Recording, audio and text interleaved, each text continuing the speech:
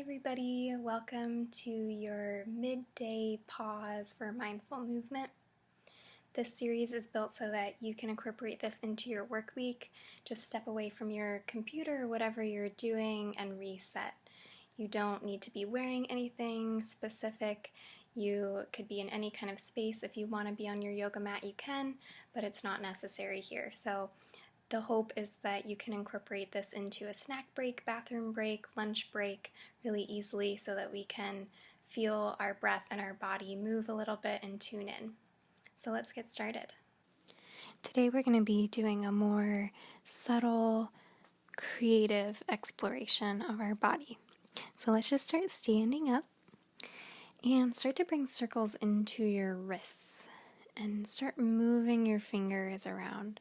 So this is really an improvisation of finding shapes and textures of movement in your body. So I'm just going to lead you through different areas and joints that we can bring some mobility into.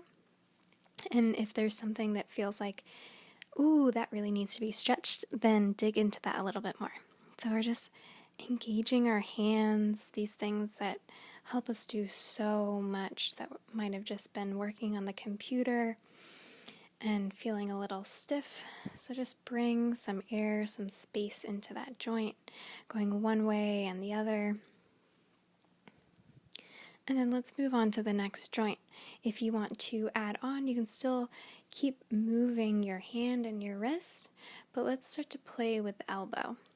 So we know this one's a hinge joint, so it just goes in and out.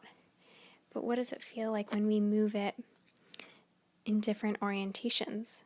Bring your hand closer to us and away, maybe up to our shoulder and away. You can bend it behind you. What are all the different ways you can bend your elbow? How's your elbow feeling? Does it feel better to just move it in really small movements so you can feel your bicep engage? Are you sore from anything here? And then add on your shoulder. So this one is a really big ball and socket, so it can make full circles. We can keep bending the hinge joint of our elbows and all of those little joints in our hands. Can you pull it back behind you, stretching your chest, and in front of you, stretching your back?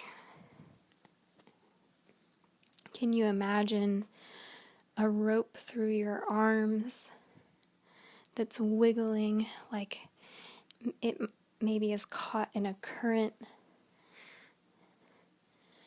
feeling very liquidy, very watery? Again, you can make this small or a little bit bigger. If you want to feel the engagement of your muscles, you can challenge yourself here, or you can challenge yourself with the subtlety of it. And once we start moving our shoulders, our chest starts to just move on its own, and our ribs start to move with it. If we're letting the waves come through us. And then the weight of our head also responds to that. Our head stacked over our chest, so when we move our chest, our head naturally moves, or it tenses to hold itself up. So how can we let the neck go? Start to ripple through the chest.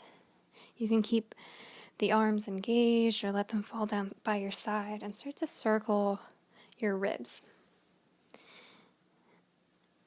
Just find two spots, one right at your sternum in the center of your chest, one right at the very top of your head.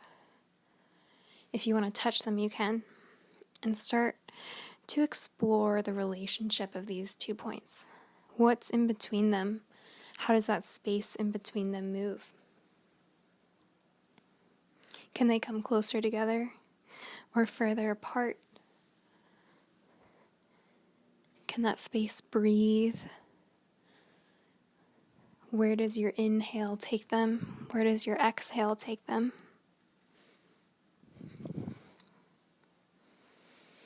And now moving to the bottom of our body. Let's stand on your left foot and start to move your right ankle. rotating your foot, feeling energy out through those toes. You can maybe play with planting them onto the ground so you don't have to stay balanced. You can use the floor here, so we're not having to challenge ourselves too much. We can stay really soft and exploratory in that ankle, bringing mobility into our joint, rocking it side to side, moving the weight over our toes onto the outside of our foot, onto the heel. And let's start to bend our right knee. Just like our elbow, this one hinges back so we can kick back to our butt. We can hold the leg out in front of us and just dangle the lower leg, moving the knee that way. If we put weight on it, we can bend it in a different way. So explore the bend of your knee. Being really safe, tracking over the knee, so not splaying it side to side, but feel how your hip and your ankle are telling it what to do or having a conversation with it. And then bring your focus up into your right hip. This one is big and juicy, super stable. Can you bring circles into your hip? Can you lift your right leg and circle your whole leg around each direction? Stretching it out. Again, what feels good? Does it feel good to open it? Does it feel good to cross it over? Does it feel good to twist into the hip? And then switching to the left side, what's your left ankle doing? How does it want to move? Invite fluid movement. Rolling, circling, tensing, relaxing.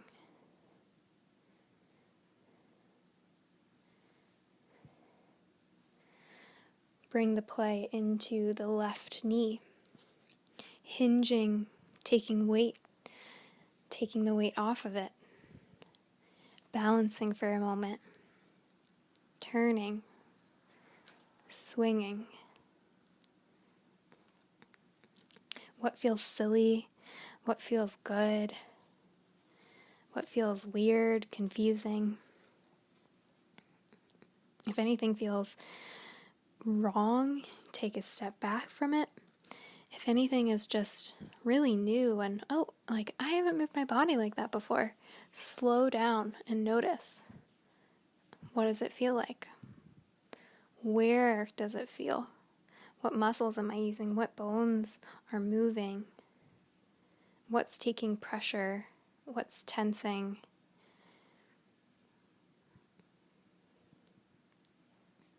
And then move up into that left hip, circling the whole leg, swinging the leg, moving the hip, rocking it side to side, standing on 2 feet and moving our legs. Again, what's the relationship? What's the play between all of these joints? What happens when you press into your ankle? What does it do to your knee and your hip? Start to feel the ripples through your lower body. As you press, shifting your weight, maybe starting to find a rhythm in what you're doing, side to side. And then what does that rhythm do to your torso? What does it do to your core? Does your core start to sway and take on the same fluid wave? And when your pelvis starts to move in this way, what does it do to that first spot in the middle of your chest? So now find top of your head, center of your chest, and center of your pelvis.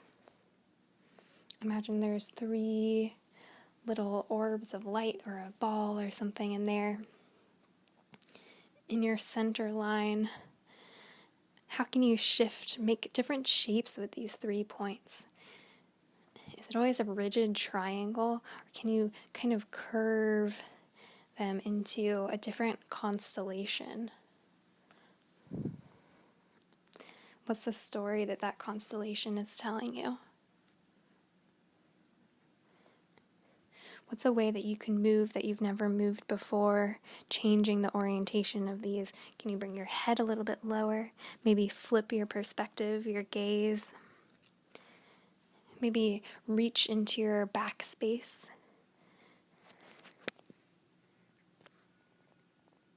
Wonderful. And then start to slow this movement, this rhythm, coming back to a balance, to the stillness that's just the vibration of your breath and your blood flowing.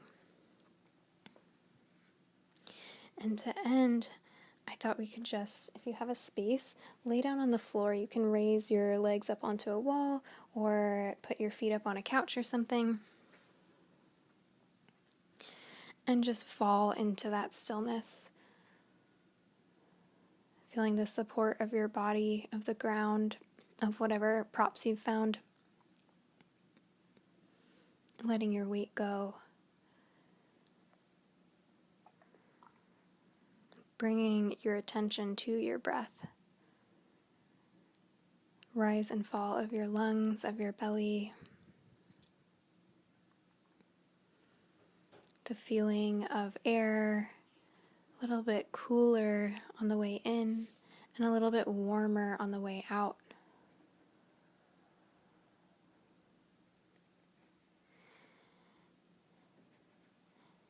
And then bring a little scan, bring some attention down to your body, and see if anything feels different where we moved and brought that subtle creativity, subtle movement, and mental creativity into our body.